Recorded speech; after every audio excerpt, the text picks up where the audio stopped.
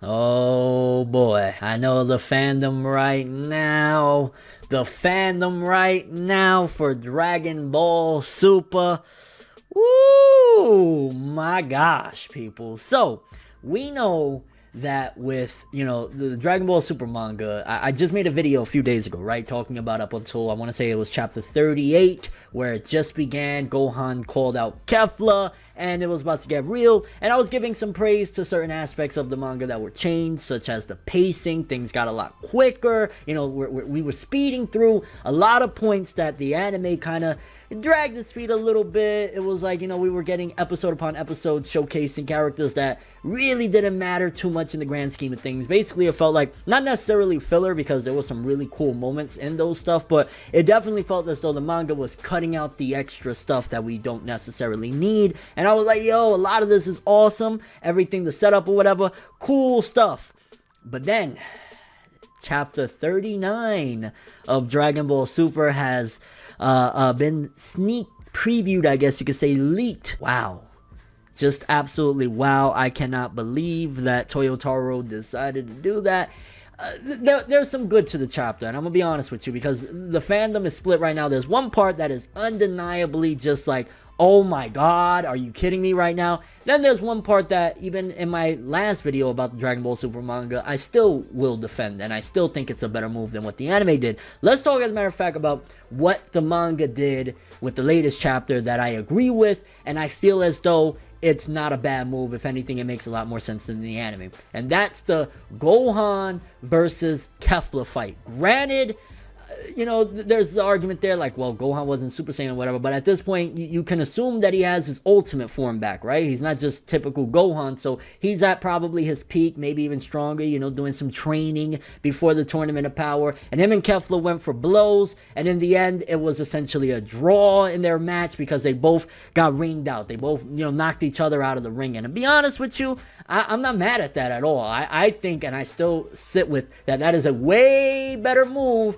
than Ultra Instinct Goku or Omen Goku. Any of those forms against Kefla, I felt like, nah, that's overkill. She shouldn't even be nowhere near him. Like, get it out of here. Like, as cool as it was in the anime, I thought it was really, really cool to look at. Logically, it was like, bro, this is a god to a couple of Super Saiyan 2s, like, you know what I'm saying? Like, so it didn't make much sense. But this one, you see, they went blow for blow. Gohan did his thing, and at the very least, it gave him a really big exit of like, yo, he fought Kale, essentially, fused with Caulifla, and he did his thing. It gave Gohan a good exit. You could argue all day because of the setup beforehand of what Kale was doing, the destruction, taking Golden Frieza like he was nothing, but at the end of the day, it showcased something better than, I'd still say, than Goku being kind of even in a sense, or even getting some hands at him when he's in his Ultra Instinct, Omen form and all that stuff. I was like, no, even in the God form, I was like, no,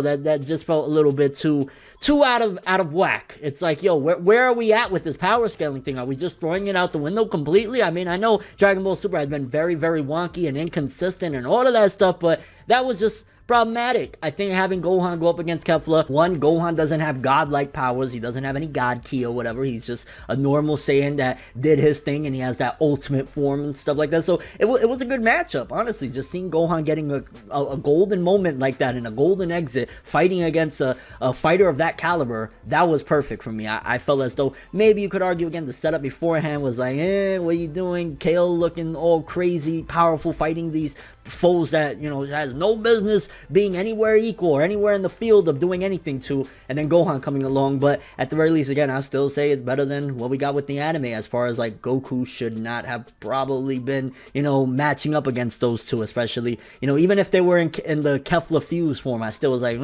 So that's still part of the chapter that I'm like, alright, cool. That's gravy, whatever. Agree or disagree about that. It's not as bad, no matter how far you want to disagree, as the other part of the chapter that I'm just like, oh my god, Toyotaro. I feel as though for this event, as awesome and cool, and the teachings and the lesson behind it that is very special, Toyotaro kind of dropped the ball with this. I gotta be honest with you, because again, it was very special. I love the teaching behind it. I'm talking about the Master Roshi Ultra Instinct thing against Jiren. Like, I'm still puzzled. I cannot believe Toyotaro went that route. I'm still like, what? Because at the end of the day, looking at it is like, what? I can't even sit here and try analyze again the lessons of like, yo, that's always gonna be my teacher, and he's still teaching Goku things until this very day. That was cool. I think the anime did Roshi just way better in terms of like having a little bit of logic to it. It was still a little bit like baffling of like Roshi keeping up with a lot of these people, but at the very least, it wasn't Roshi throwing hands and dodging blows from Jiren and using Ultra Instinct. Like, even if Roshi used Ultra Instinct, he should, come on, like, bro, it is night and day. Roshi at his peak. Like, you know, if that was the case, why didn't he just go up against Raditz? You know what I'm saying? Like, no. The lesson behind it, again, I can't front. The lesson is really, really dope. It gives a lot more perspective of Goku growing as a character and always wanting to continue to grow. And even at some given point, he's like, nah, you know, I'm always going to be a part of the Turtle Hermit School. That's always going to be my teacher no matter what. So, really cool lesson. No logic. I don't care. You're not going to convince me with this one. And I know probably people are going to be a little bit hurt by this, but I got to keep it honest and real as I do. And that is just like, nah, son, that ain't it, Toyotaro. That ain't it right there. You having Roshi go Ultra Instinct and dodging blows and throwing hands with what the...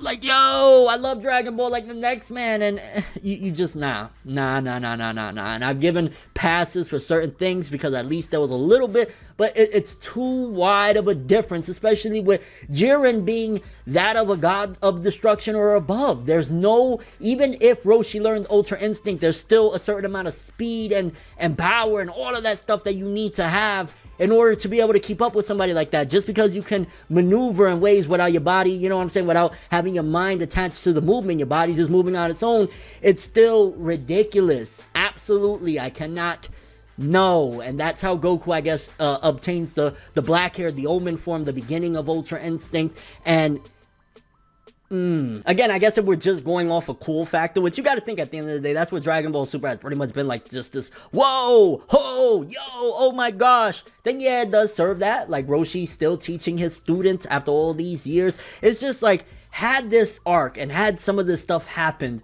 way earlier on, where Roshi was still teaching and stuff like that, you know, even probably after the Saiyan saga, somewhere early in DBZ, it would make a little more sense. But it's to the point, come on, like, yo, so you telling me that Roshi in a sense could have potentially dodged some blows from Beerus? I mean, he gets ringed out in the end or whatever, but like, it's just way too out there. It's way just, the logic is not there. And I ain't gonna lie, I feel as though Toyotaro, of trying to do something cool in a sense and continuing a lesson, he dropped the ball with this one, because that ain't it. Like, it's cool and all that stuff, but it's so illogical, it's so out there that it doesn't make sense. It no matter what. And then how is Roshi even like as cool and as wise and all of that stuff, the wise master? And come on, like, he shouldn't be going, you know what I'm saying? Like, I don't know. I feel like I've been bamboozled. I feel like this chapter is kind of like a troll in a way. And, you know, I went on any series that does something like this, an egregious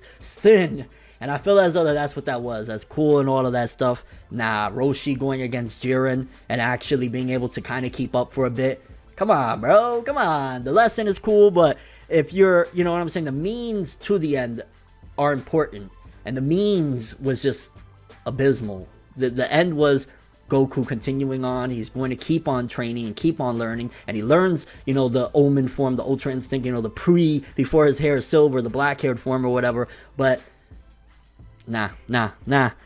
Can't co-sign this one, boys. Kind of curious what you guys feel about this one. I guess, you know, I kind of slashed this in two pieces because those were the two pivotal parts of the chapter. Do you feel as though the Gohan versus Kefla fight being a draw in the end, does that make any sense? Do you like it? Do you hate it? Do you like it more than Goku versus Kefla? I mean, I felt as though it was cool to give Gohan another moment. It was cool that he didn't take a complete L. It was a draw, and it showcased that Gohan still has it.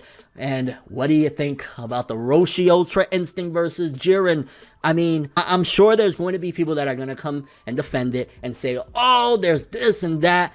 you ain't gonna change my mind on this one, bro. I'm gonna be honest with you. Like, unless somebody comes with something like I don't even know, you can't. There's no defending that. It's ridiculous. And Toyotaro, damn, dog, damn, you've been doing a good job. Like, the manga now, for that, you know, part anyway. I'm not gonna say the whole thing because of that, but that alone right there was just like, I don't know. Your overall thoughts, Dragon Ball Super, Chapter 39.